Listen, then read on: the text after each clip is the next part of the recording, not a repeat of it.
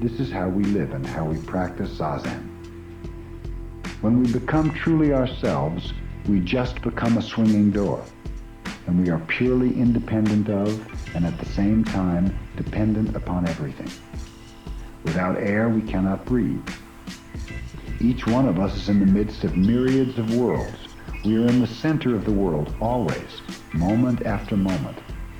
So we are completely dependent and independent. If you have this kind of experience, this kind of existence, you have absolute independence. You will not be bothered by anything. So when you practice Zazen, your mind should be concentrated on your breathing. This kind of activity is the fundamental activity of the universal being. Without this experience, this practice, it is impossible to attain absolute freedom.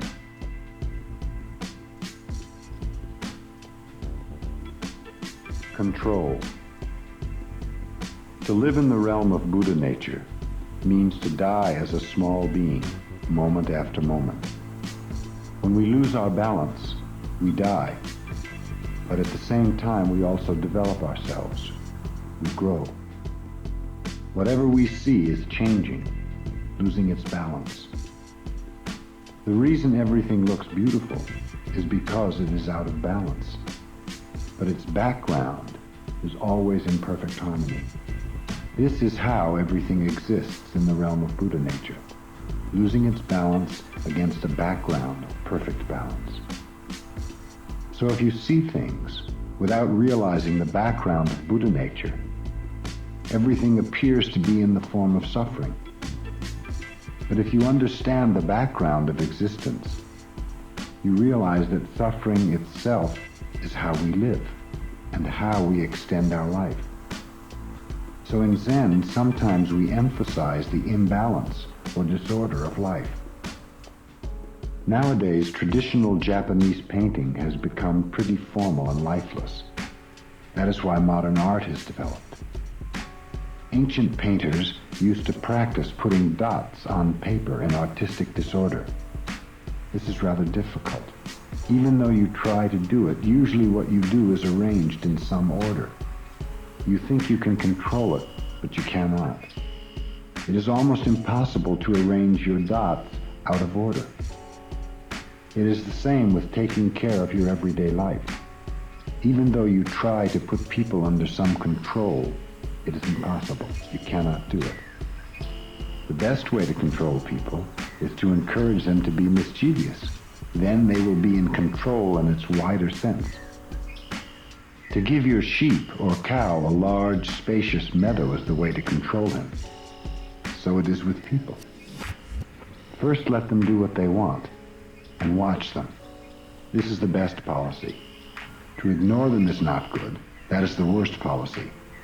The second worst is trying to control them. The best one is to watch them. Just to watch them, without trying to control them. The same way works for you yourself as well. If you want to obtain perfect calmness in your Zazen, you should not be bothered by the various images you find in your mind. Let them come and let them go. Then they will be under control. But this policy is not so easy. It sounds easy, but it requires some special effort. How to make this kind of effort is the secret of practice. Suppose you are sitting under some extraordinary circumstances. If you try to calm your mind, you will be unable to sit. And if you try not to be disturbed, your effort will not be the right effort. The only effort that will help you is to count your breathing, or to concentrate on your inhaling and exhaling. We say concentration, but to concentrate your mind on something is not the true purpose of Zen. The true purpose is to see things as they are, to observe things as they are, and to let everything go as it goes. This is to put everything under control in its widest sense. Zen practice is to open up our small mind. So concentrating is just an aid to help you realize big mind, or the mind that is everything. If you want to discover the true meaning of Zen in your everyday life, you have to understand the meaning of keeping your mind on your breathing and your body in the right posture in Zazen. You should follow the rules of practice, and your study should become more subtle and careful. Only in this way can you experience the vital freedom of Zen. Dogen Zenji said, "Time goes from present to past." This is absurd, but in our practice, sometimes it is true. Instead of time progressing from past to present, it goes backwards from present to past. Yoshitsune was a famous warrior who lived in medieval Japan. Because of the situation of the country at that time, he was sent to the northern provinces, where he was killed. Before he left, he bade farewell to his wife, and soon after she wrote in a poem, "Just as you unreel the thread from a spool, I want the past to become present." When she said this, actually she made past time present. In her mind, the past became alive and was the present. So as Dogen said, time goes from present to past.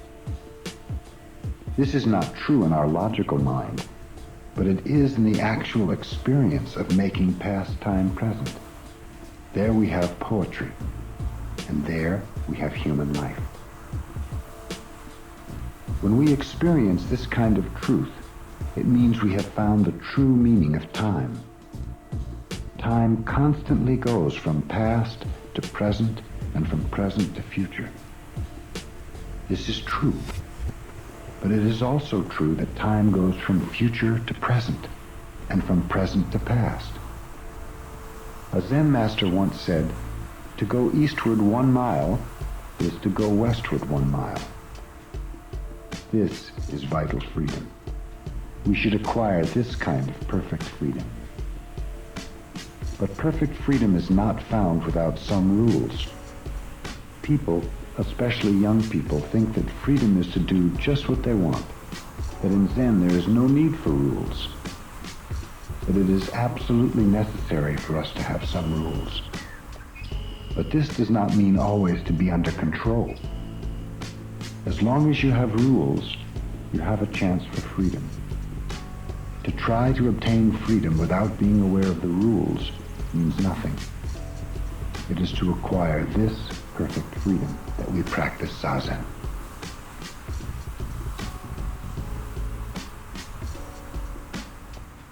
Mind weeds. When the alarm rings early in the morning and you get up, I think you do not feel so good. It is not easy to go and sit. And even after you arrive at the Zendo and begin Zazen, you have to encourage yourself to sit well. These are just waves of your mind. In pure Zazen, there should not be any waves in your mind. While you are sitting, these waves will become smaller and smaller, and your effort will change into some subtle feeling. We say, pulling out the weeds, we give nourishment to the plant. We pull the weeds and bury them near the plant to give it nourishment. So even though you have some difficulty in your practice, even though you have some waves while you are sitting, those waves themselves will help you. So you should not be bothered by your mind. You should rather be grateful for the weeds, because eventually they will enrich your practice. If you have some experience of how the weeds in your mind change into mental nourishment, your practice will make remarkable progress. You will feel the progress. You will feel how they change into self-nourishment. Of course, it is not so difficult to give some philosophical or psychological interpretation of our practice, but that is not enough. We must have the actual experience of how our weeds change into nourishment. Strictly speaking, any effort we make is not good for our practice because it creates waves in our mind. It is impossible, however, to attain absolute calmness of our mind without any effort. We must make some effort, but we must forget ourselves in the effort we make. In this realm, there's no subjectivity or objectivity. Our mind is just calm, without even any awareness. In this unawareness, every effort, every idea and thought will vanish. So it is necessary for us to encourage ourselves and to make an effort up to the last moment when all effort disappears. You should keep your mind on your breathing until you are not aware of your breathing. We should try to continue our effort forever, but we should not expect to reach some stage when we will forget all about it. We should just try to keep our mind on our breathing. That is our actual practice. That effort will be refined more and more while you are sitting. At first, the effort you make is quite rough and impure, but by the power of practice, the effort will become purer and purer. When your effort becomes pure, your body and mind become pure. This is the way we practice Zen. Once you understand our innate power to purify ourselves and our surroundings, you can act properly and you will learn from those around you and you will become friendly with others. This is the merit of Zen practice. But the way of practice is just to be concentrated on your breathing with the right posture and with great, pure effort. This is how we practice Zen.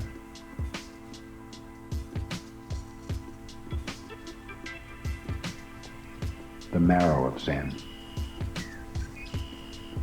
In our scriptures, Samyuktagama Sutra, volume 33, it is said that there are 4 kinds of horses: excellent ones, good ones, poor ones, and bad ones. The best horse will run slow and fast, right and left at the driver's will before it sees the shadow of the whip. The second best will run as well as the first one does, just before the whip reaches its skin. The third one will run when it feels pain on its body. The fourth will run after the pain penetrates to the marrow of its bones. You can imagine how difficult it is for the fourth one to learn how to run. When we hear this story, almost all of us want to be the best horse. If it is impossible to be the best one, we want to be the second best. This is, I think, the usual understanding of this story and of Zen. You may think that when you sit in Zazen, you will find out whether you are one of the best horses or one of the worst ones. Here, however, there is a misunderstanding of Zen. If you think the aim of Zen practice is to train you to become one of the best horses, you will have a big problem. This is not the right understanding. If you practice Zen in the right way, it does not matter whether you are the best horse or the worst one. When you consider the mercy of Buddha, how do you think Buddha will feel about the 4 kinds of horses? He will have more sympathy for the worst one than for the best one. When you are determined to practice Zazen with the great mind of Buddha, you will find the worst horse is the most valuable one. In your very imperfections, you will find the basis for your firm, way-seeking mind. Those who can sit perfectly physically usually take more time to obtain the true way of Zen, the actual feeling of Zen, the marrow of Zen. But those who find great difficulties in practicing Zen will find more meaning in it. So I think that sometimes the best horse may be the worst horse, and the worst horse can be the best one. If you study calligraphy, you will find that those who are not so clever usually become the best calligraphers. Those who are very clever with their hands often encounter great difficulty after they have reached a certain stage. This is also true in art and in Zen. It is true in life. So when we talk about Zen, we cannot say, he is good, or he is bad, in the ordinary sense of the words.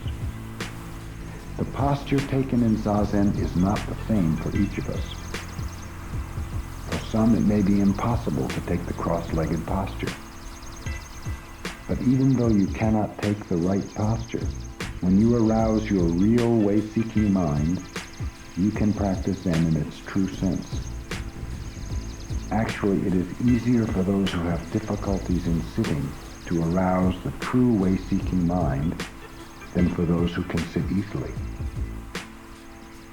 When we reflect on what we are doing in our everyday life, we are always ashamed of ourselves.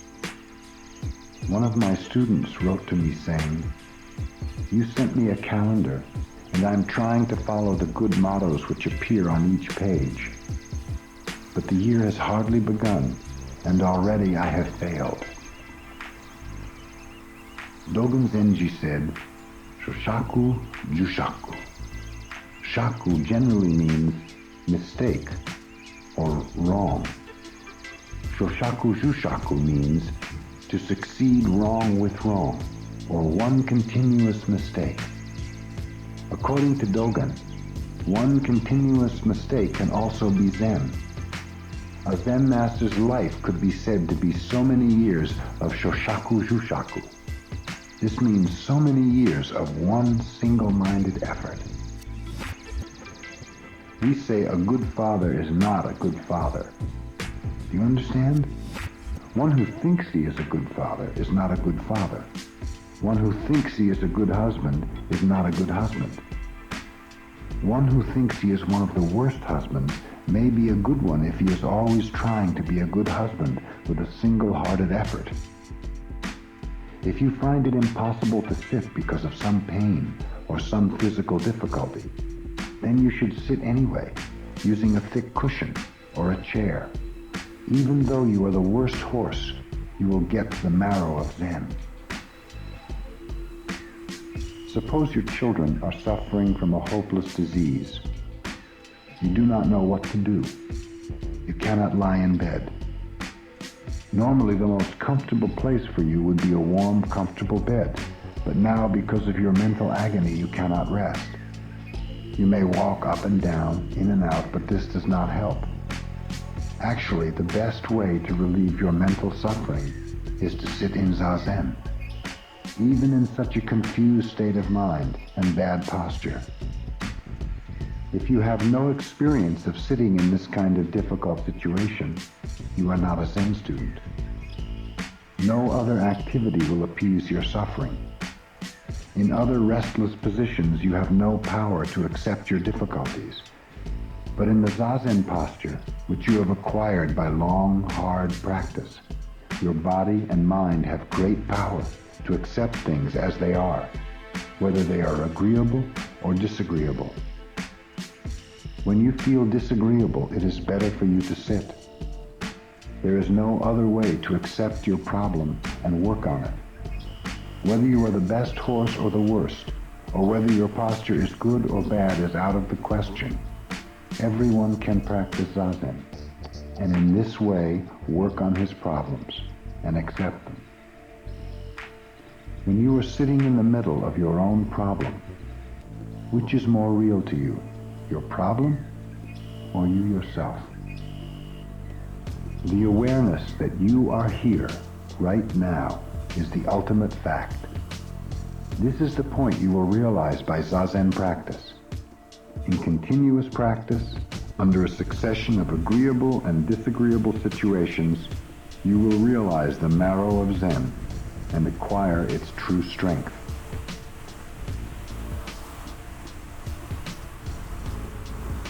Bowing. After Zazen, we bow to the floor 9 times.